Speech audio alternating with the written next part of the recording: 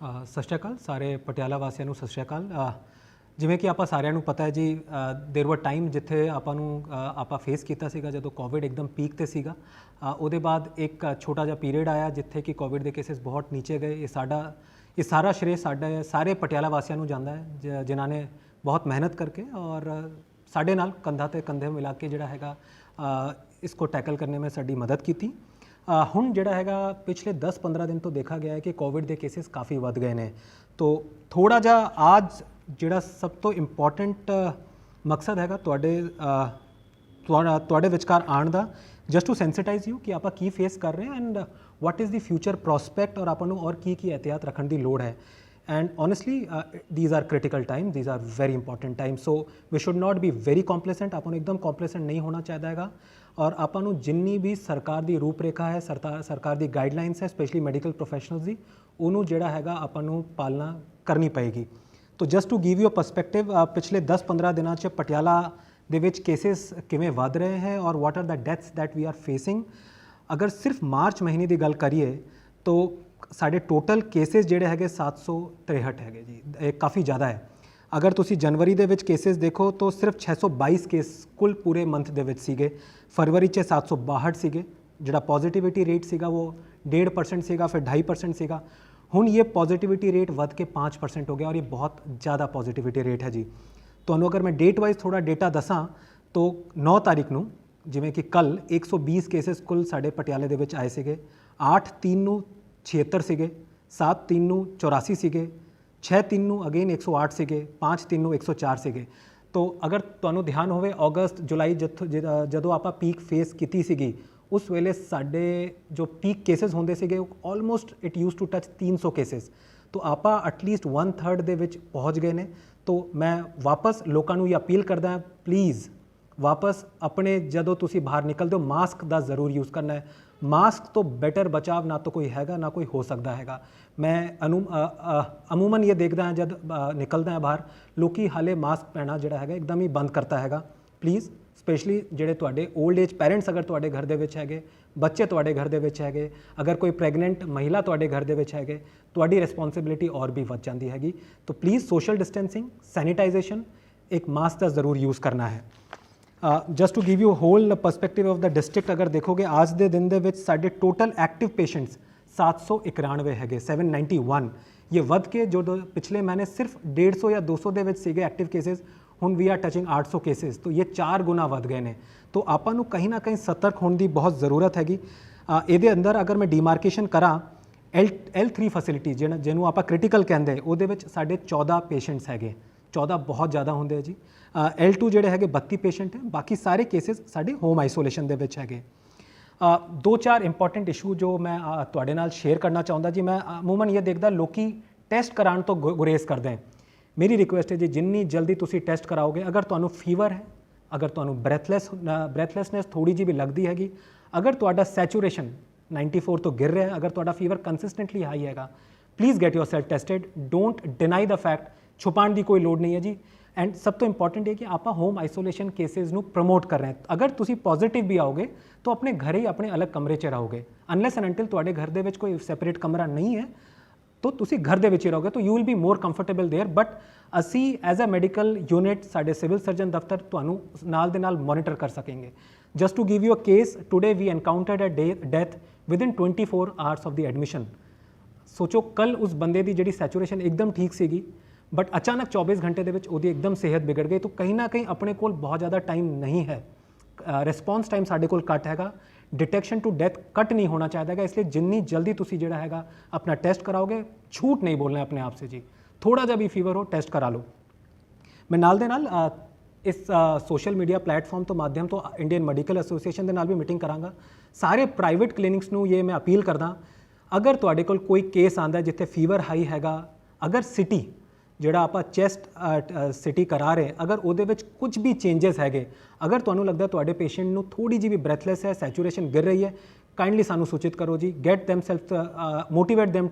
To test. ਔਰ ਇਹ data ये सारा डेटा प्राइवेट क्लिनिक्स ਨੂੰ ਅਸੀਂ ਮੈਂਡੇਟ ਕਰਾਂਗੇ ਕੱਲ ਤੋਂ ਕਿ ਸਿਵਲ ਸਰਜਨ ਦਫ਼ਤਰ ਭੇਜਣਗੇ but if you fail to give us this information we will take strict action मतलब these are very important critical times एक जान साडे लिए बहुत इंपॉर्टेंट है तुहाडी एक सपोर्ट तुहाडी एक इन्फॉर्मेशन शेयरिंग करके अगर असी एक जान बचा लिए इस तो बड़ा कोई पुण्य नहीं है जी just to give you another perspective containment zone साडे हुण 4 बन गए पिछले 10 दिनों के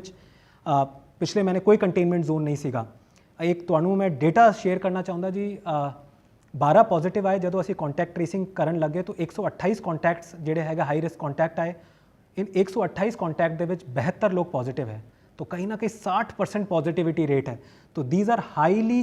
contagious sort of strain that जो वी आर एनकाउंटरिंग कहीं ना कहीं स्ट्रेन दे विच भी चेंज हो सकता है we are not absolutely confirmed अभी तो कंटेनमेंट जो माइक्रो कंटेनमेंट जोन असी बनाया है एक प्रताप नगर पटियाला दे विच हैगा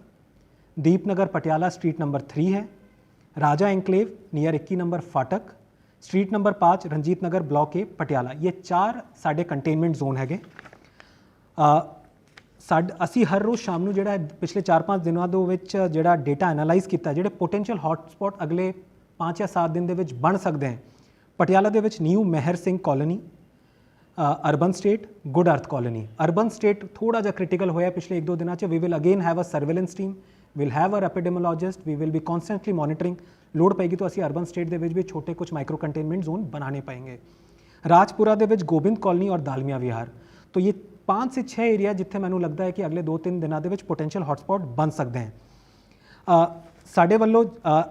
कोशिश यही है कि अगर कंटेनमेंट जोन बनते इसेंशियल जी सप्लाई लाइन है वो भी एक्टिवेट की जाएगी किसी भी सिटीजन को किसी तरह की भी कोई दिक्कत नहीं आएगी जी last but not the least जी वैक्सीनेशन साड़ी जी पटियाला की वैक्सीनेशन है वो बहुत अच्छे नोट पे शुरू हुई थी बट कहीं ना कहीं लोगों के हाले भी बहुत स्टीरियोटाइप है बहुत क्वेश्चंस है I want to clear that air I want to clear that speculation जी vaccination is the safest way to get out of this disease I have vaccinated myself बहुत सारे जोड़े है बुजुर्ग बंदियां ने भी अपना वैक्सीनेशन कराया 2-3 चीज़ है जी पिछले 10 दिनों से अगर आप देखिए there are some cases in another district जिथे वैक्सीनेटेड बंदे भी पॉजिटिव आए हैं बट उन्होंने सिम्पटम ना दे बराबर है और जिन्होंने वैक्सीनेशन नहीं कराया उन्होंने सिम्पटम हैवी है तो कहीं ना कहीं वैक्सीनेशन करा के बचाव हैगा कोशिश ये रही है कि वैक्सीनेशन असी वध तो वध लोगों को एक बार से करा लिए इसलिए today we have activated a cell कोशिश ये है कि पहले जिथे 9 बजे से 3 बजे तक होंगी सी वैक्सीनेशन हुण टाइम वधा के 9 तो 6 करता हैगा all holidays would be working for vaccination there will be no holidays for vaccination I'll read out the list very soon list of government hospital जिथे वैक्सीनेशन हो रही है Bhadson CHC railway hospital DMW Patiala Dudhan Sadhan CHC Kalo Majra राजपुरे CHC Mata Kaushalya model town Nabha CHC Patran CHC police line Rajindra medical college Rajpura SDH Samana SDH Shutrana CHC Tripuri CHC और कौली CHC ये 15 government के अस्पताल है जिथे असी वैक्सीनेशन कर रहे हैं 9 तो 6 हर रोज़ इतने वैक्सीनेशन होएगी ऑन द स्पॉट रजिस्ट्रेशन भी जोड़ा है हम फैसिलिटी अवेलेबल है तो कोई प्रायर रजिस्ट्रेशन कराने की लोड़ नहीं तुसी आओ उत्थे रजिस्ट्रेशन कराओ बस अपना आधार नंबर या पैन कार्ड ले आओ सो दैट सानू नाल दे नाल असी तुहाडा रजिस्ट्रेशन करा के वैक्सीन का डोज दे सकीए उसी तरह प्राइवेट हॉस्पिटल साढ़े 13 थावां च प्राइवेट हॉस्पिटल दे विच वैक्सीनेशन हो रही है Amar hospital Arora hospital Garg mission hospital Gyan Sagar अस्पताल नीलम अस्पताल Patiala heart institute prime multi speciality hospital Sadbhavna medical and heart hospital Sahni hospital and maternity home Smrita nursing home Vardhman Mahavir health care Singla अस्पताल कोलंबिया एशिया अस्पताल तो मैं वापस वही कहना चाहता जी प्लीज़ मेक श्योर तुहाडे नियर डियर वंस होवे तुहाडे घर दे कोई बुजुर्ग है 60 साल तो उपर जिन्ने भी बुजुर्ग है उन्होंने मैंडेटरी वैक्सीनेशन करने की सानू हिदायत है भारत सरकार पंजाब सरकार वालों ये हिदायत आई है 45 साल से लेकर 60 साल के जिन्ने भी इस एज ग्रुप के जो भी सिटीजन है अगर कोई अंडरलाइन कोमॉर्बिड कंडीशन हाइपरटेंसिव है या BP है या डायबिटिक है या XYZ कोई और कोमॉर्बिड कंडीशन है काइंडली अपने प्राइवेट प्रैक्टिशनर या गवर्नमेंट प्रैक्टिशनर तो हेल्थ सर्टिफिकेट लेके अपलोड करो you will be also entitled for vaccination साढ़े सारे health frontline worker health worker इन्होंने भी असी वापस मोटिवेट कर रहे हैं कि तुसी वध तो वध आके अपनी वैक्सीनेशन कराओ आज असी स्पेशली टीचर्स को भी रिक्वेस्ट की कि तुसी भी अपना आके वैक्सीनेशन कराओ because teachers have the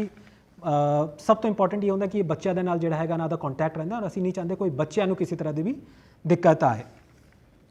again जी just Covid L2 L3 facilities वापस एक्टिवेट हो गई, बहुत ज़्यादा पैनिक का इशू नहीं है, but still we are heading for a peak. जिवें कि मैं ਤੁਹਾਨੂੰ ਪਹਿਲੇ भी कहा कि home isolation cases we will promote, तो प्लीज़ अगर तुसी टेस्ट कराओगे तो ਤੁਹਾਨੂੰ किसी तरह पैनिक की जरूरत नहीं, तुसी अपने घर ही रहोगे unless and until you are not in a very serious nature of condition. तो सरकारी हस्पताल जिथे असी L2 और L3 फैसिलिटीज़ एक्टिवेट कीतियां हैगियां, राजेंद्र हस्पताल हैगा 350 बैड, माता कौशल्या 30 बैड, नाभा सिविल अस्पताल 50 बैड,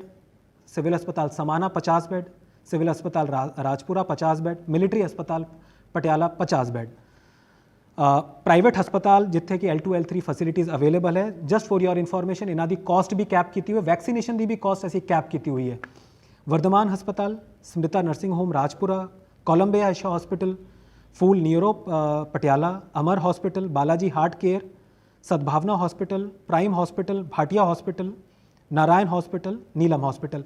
ये प्राइवेट हस्पताल है जिथे L2 L3 फैसिलिटीज़ एक्टिवेटेड है। अगर तुहानू सरकारी 6 थावां च हैगी और प्राइवेट 11 थावां च हैगे।